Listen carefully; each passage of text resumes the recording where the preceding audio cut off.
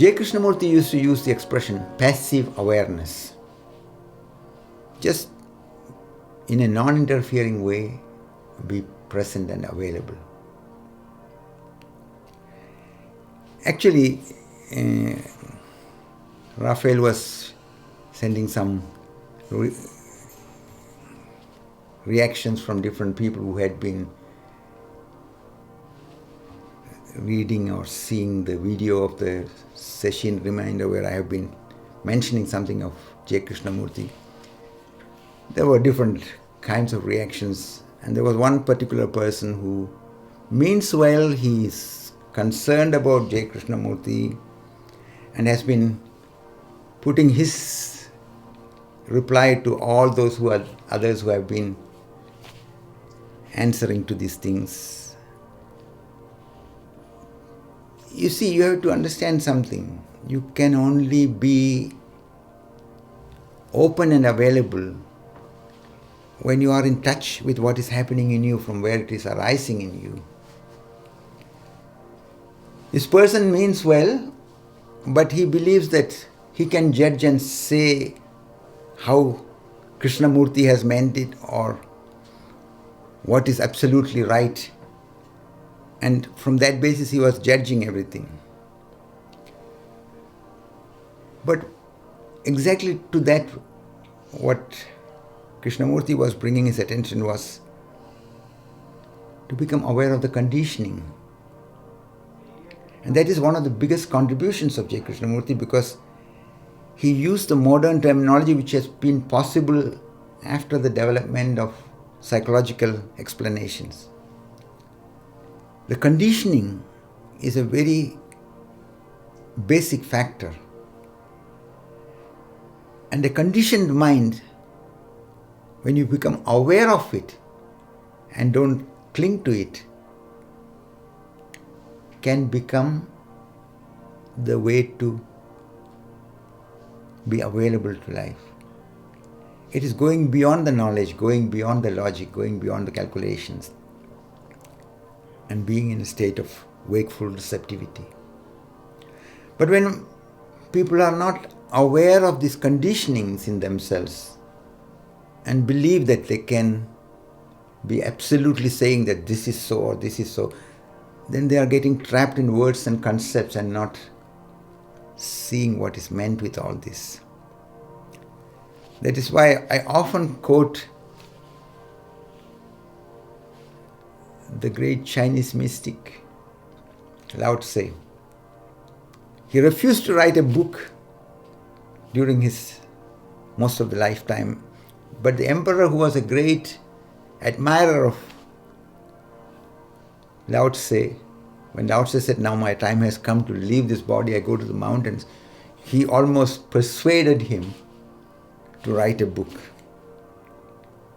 And that is this beautiful, valuable book which he has written called Tao Te King. And the first indication in that is that the truth cannot be said, and that what is said is a lie. It is very important to understand that when we use words, the words are only attempt to indicate something. The words are not the truth. Words are practically functionable when we are talking about material things. But when it comes to deeper things, even in smaller areas, you can see if somebody is eating a fruit which is not normally available here. For example, now mango is available everywhere. Everybody knows. But say for 30 years, 40 years ago, mango was not so much known in the supermarkets here. Somebody who has traveled to a warm country, a tropical country, and has been eating the mangoes there, and he comes back and says, oh, these mangoes taste so good. They are very fine. Now, somebody asks him, how does this taste, this mango? How can you explain him? He started saying that, oh, it's a bit like peach, but it's not really like peach. It's a bit like apple, but also not like that. So in this way, he tries to make association for this person so that he can relate through his experience to this experience what he has had. It is not the same thing.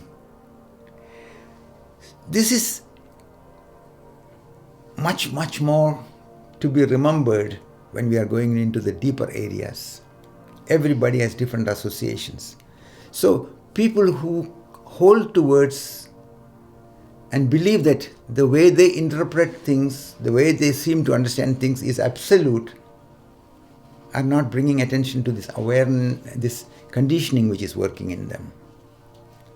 And these are the people, even with their good intention, when they don't bring the awareness, then they become very easily fanatic. They become very easily in the direction of being aggressive and violent and all that. That is what is happening in all religions. That is why J. Krishnamurti has been very critically bringing these things. But you can also see that in the name of J. Krishnamurti and his teaching, people can become also in this kind of absoluteness and fanatic direction. So you have to see that all these indications has to be considered very wakefully and carefully. It is not somebody's property and copyright and just, it is not that kind of thing. These are indications. All these deeper teachings are indications which people on the path need to question, to consider. It is not something to believe in blindly. That's why I tell to all those who are connected with me in the inner work, don't believe me blindly. Don't disbelieve me blindly. Consider what I say. Look what I'm indicating, so that your own experiential understanding of it reveals to you what is meant with it. Not, if you believe, you are falling asleep. If you go into disbelief blindly without inquiring, you are falling asleep in the same way. Because you are not considering, you are not present, you are not looking. And what is required is a wakeful way of being with the moment. An awake way to be with all what is. So this is the direction, and this is very, very important to remember.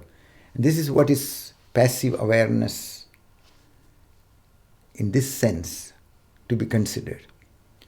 But again, with every word, every concept,